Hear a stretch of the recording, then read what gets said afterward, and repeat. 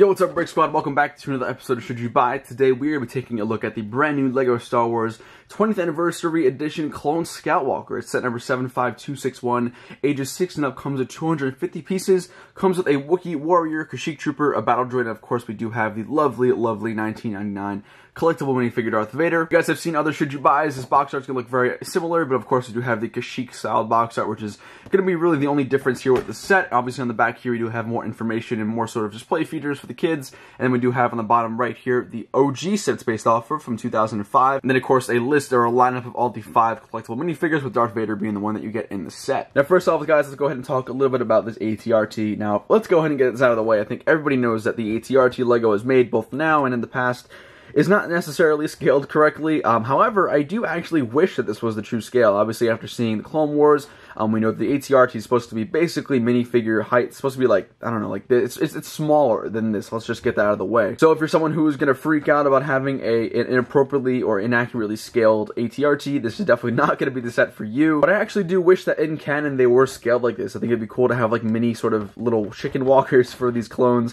But anyways, but staying obviously true to the reality of what they actually look like and how big they are, this is going to be a really inappropriate scale. With that all out of the way, let's go ahead and talk about some really awesome things that I do love about the ATRT. First off, the detail is fantastic. I do gotta say, I'm in love with the whole front shield here. Obviously, this is supposed to be like a protection for the gunner, the pilot himself.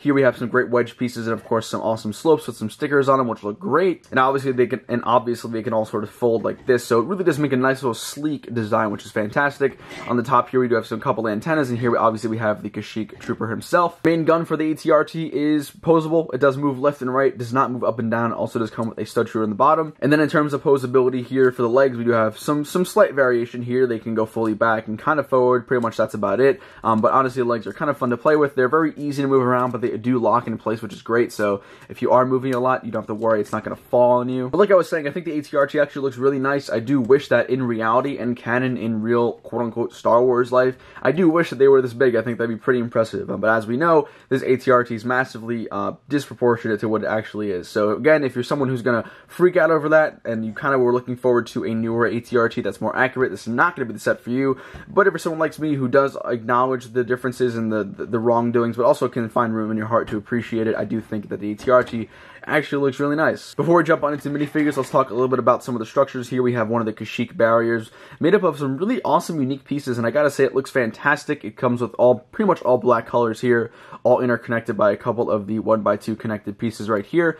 On the top here, it does come with like a shield barrier and of course one of the long sniper rifles, which is always fantastic, connected to another little hinge brick right here, which does look awesome. The barrier itself is pretty posable. You can pretty much pose it any way you can. You can make a circle, you can make a straight line, you can make him dabbing, kind of. I don't know what I just did. But anyways, it's super posable, so if you're someone who's going to be kind of playing around with the design a lot, this is definitely going to be a good option for you. Overall, a really nice addition to a $30 set. The last sort of structured non-minifigure thing to discuss is going to be the Spider Droid. Pretty insignificant in my opinion. I don't really need any more of these, although I do appreciate LEGO putting them in here. On the bottom here, we have a 2x2 round trans-clear brick to hold it steady. All the legs are posable. They can move up and down, which is great, obviously, to sort of lay out the feet in whatever fashion that you want it in. Pretty standard Spider Droid design, nothing crazy. I don't think it looks bad, but I don't think it looks like amazingly good. On the front here, we do have one of the stud shooters, and that's pretty much it. That's pretty much all I have to say about that Spider Droid. And the last thing to discuss about the 20th Anniversary Edition Clone Scout Walker is obviously going to be minifigures. So let's start from right to left. Here we have the Kashyyyk Trooper, which does look awesome. I'm a huge fan. It's got really great printing. I'm a huge fan of the camouflage. Obviously, the brown and sort of like the green tones do look really great, especially on the printing version of it.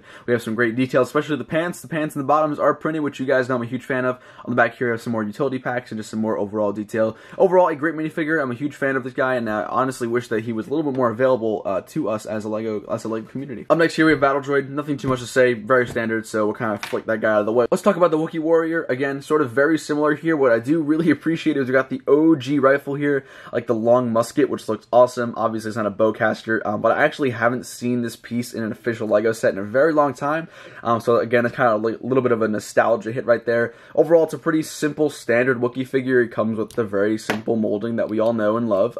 So nothing really too great to say about that guy. And then the last guy here we have is going to be the 20th Anniversary Darth Vader. Obviously comes with his 4x6 custom plaque, the 20 years logo. And then we have the OG figure himself. Now Darth Vader is inspired from the 1999 minifigure, which is basically why there is virtually no printing here on the torso, which is something that I really am okay with. Like I've said before in other should you buys for the 20th anniversary sets, there was no sort of technology that we have today to make these incredible designs, and I think the main part of this is definitely got to be the nostalgia. We have the OG Darth Vader helmet, of course the OG Darth Vader face, which is pretty cool. Of course on the back here we do have the 20 years logo, which is pretty standard. Overall, a great minifigure to have, a little bit of a throwback, and honestly like a really nice addition to definitely a nostalgic set. Now I gotta say, overall the minifigures aren't anything crazy. In fact, I'd even go so far as to say that if you're someone who's really prioritizing the Darth Vader or even the Clone Trooper, just go to BrickLink. $30 is definitely not a bad price for this. I think the ATRT I've expressed is really cool, again, despite it being not really that accurate. But if you're someone who's looking for a good minifigure selection,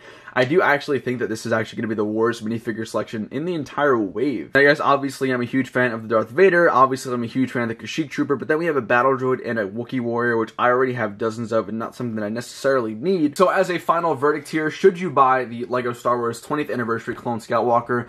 A couple of reasons, yes or no. If you're someone looking for an accurate ATRT, nope. If you're someone who's looking for a massively diverse and impressive minifigure selection, nope. However, if you are someone like me who appreciates nostalgia and really old sets, and of course getting exclusive Darth Vader and a Kashyyyk Trooper, and honestly has $30 to spend, I think this is definitely going to be a good set for you. ATRT is definitely got to be my favorite part of this entire set. Obviously, like I said before, it's not accurate, but I do think it looks fantastic, and I do wish that in universe, I do wish the ATRTs were that size. Guys, that's going to wrap up this video. Hope you all enjoyed the should you buy. Let me know how helpful these videos are down below in the comments. Give me some positive feedback, and of course drop a like down below. Until next time guys, I will see you later. Peace.